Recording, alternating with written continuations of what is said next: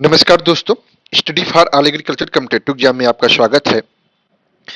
अभी रिसेंट में आपका यूपी कह सकते हैं कि पीएससी द्वारा एक महत्वपूर्ण वैकेंसी कह सकते हैं कि UP PSC Uttar Pradesh public service commission द्वारा एग्रीकल्चर में वैकेंसी निकाली गई जिसके अंतर्गत पीपीओ, डीएचओ और विभिन्न प्रकार के पदों का विज्ञापन निकाला गया है।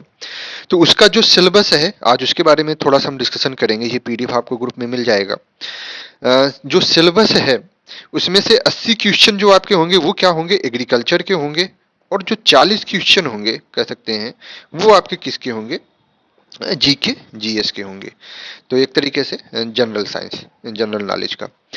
तो ये सिलेबस अगर हम देखें, जो सिलेबस है अगर एग्रीकल्चर को इसमें बृहद रूप में दिया गया है, लेकिन उसको हमने, क्योंकि ये प्रथम कह सकते हैं कि स्टेप होता है तैयारी का, कि हम सिलेबस को भली भांति समझ लें, क्योंकि सिलेबस का अगर कोई भी पार्ट हमसे छूट गया तो फिर वो कहीं ना कहीं क्वेश्चन उससे जो भी अगर परीक्षा में पूछे जाते हैं तो फिर वो छूटने के चांसेस हमारे पास बन जाते, छूटने के चांसेस बन जाते। तो जो एग्रीकल्चर प्री का सिलेबस है कहेंगे कि उसको हमने यहाँ कवर किया है। तो फर्स्ट इसको कह सकते हैं कि 45 पॉइंट में, ये आपका जो प्री का सिलेबस है वो 45 पॉइंट में कह सकते हैं कि पॉइंट में है। तो कह सकते हैं ये। तो इसमें सबसे पहला पॉइंट आपका क्या है, environmental factor of crop distribution and production.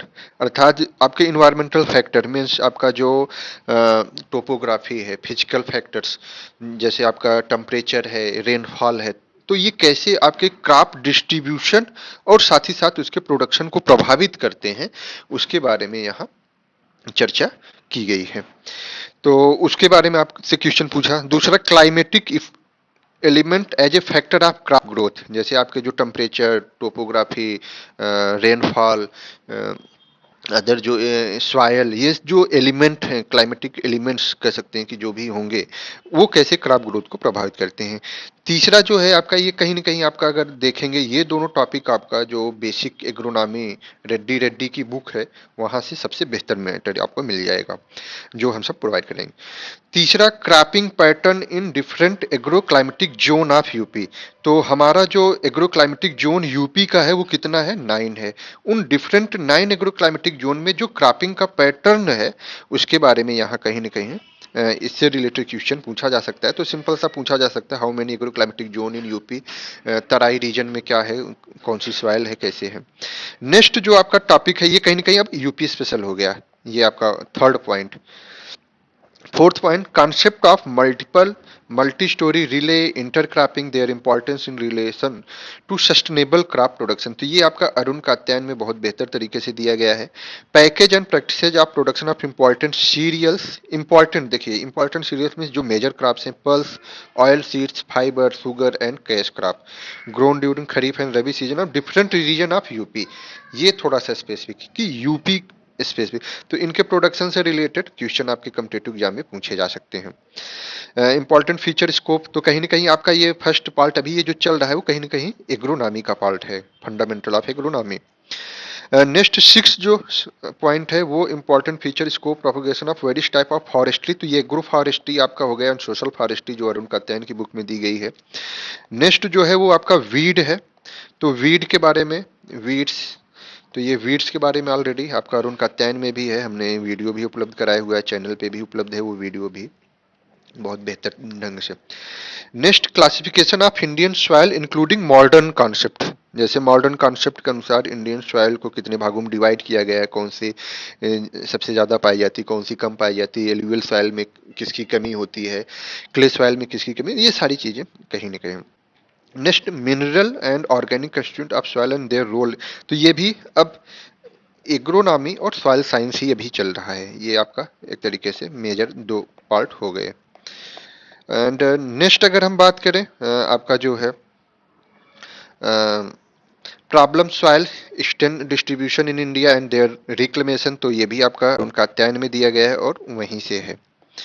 Essential plant nutrient जो मैंने बताया है, नाना पाटेकर, मांगे मोहम्मद, ओल्ड लेडी से, और उसके किस तरीके से है, तो ये बड़ा महत्वपूर्ण टॉपिक होता है। जनरली आप देखेंगे टीजीटी पीजीटी हो या अदर जो भी कम्पिटेटिव एग्जाम हो, यहाँ से क्वेश्चन कई बार पूछे गए हैं।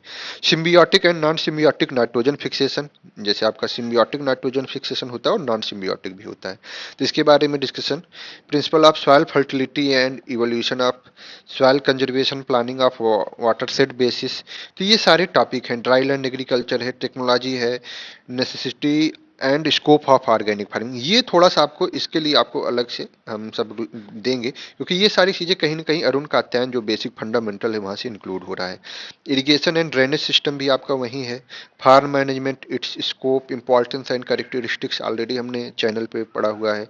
Role of cooperative in agriculture economy, ये भी आपका चैनल पे है। एक नया जो इसमें है कह सकते हैं करुण कात्यायन सीतर है, वो स्कोप ऑफ ऑर्गेनिक फार्मिंग है।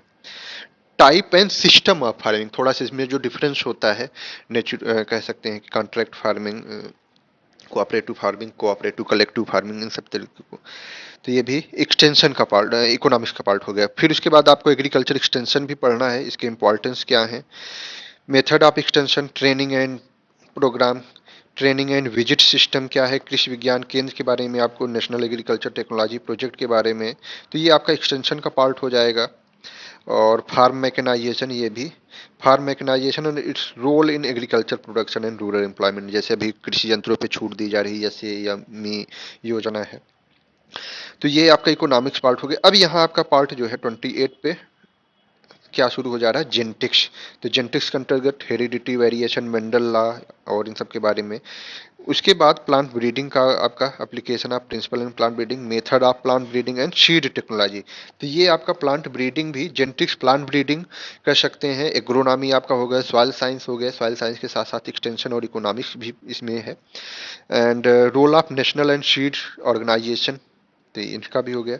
अब इसके बाद प्लांट फिजियोलॉजी आपका चालू हो जा रहा है, absorption and translocation of water, transpiration and water economy क्या होती है, और फोटोसिंथेसिस के बारे में, modern concept and factor that effecting the process, aerobic and aerobic respiration, plant growth regulator, कई बार 100% एक क्वेश्चन दो क्वेश्चन यहाँ से पूछे जाते हैं।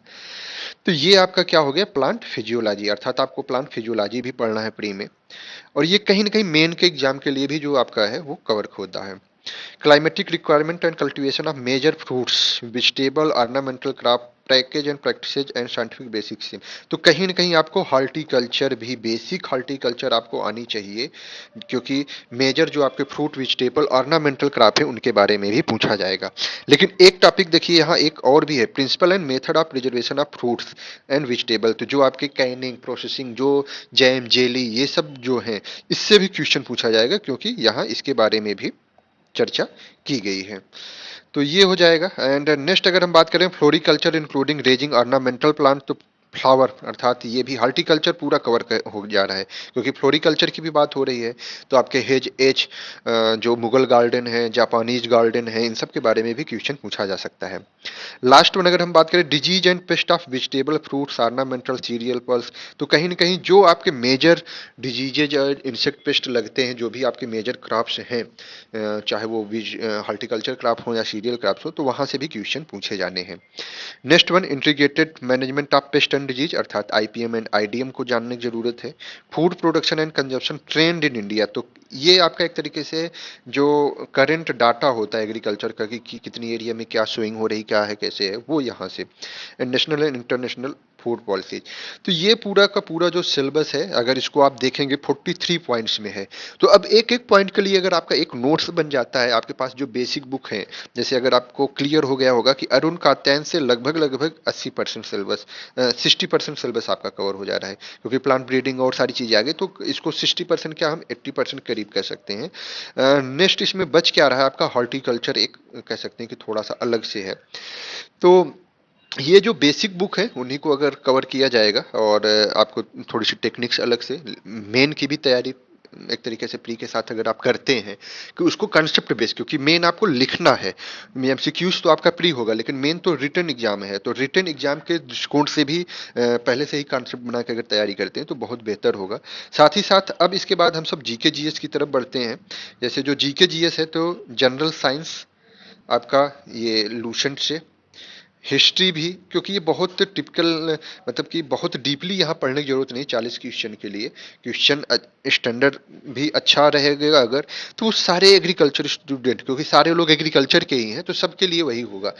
तो उस दृष्टिकोण से थोड़ा सा डीपली यहाँ भी जैसे इकोलॉजी एंड इन्वायरमेंट है, तो ये कहीं ना कहीं इन्वायरमेंट का ही पार्ट हो गया। and specific knowledge regarding education, culture, agriculture include trades, living, social tradition in Uttar Pradesh. तो उत्तर प्रदेश स्पेशल भी थोड़ा सा जानना कि जो एग्रीकल्चर का सेंसस है और ये सारी चीजें हैं तो उनके बारे में।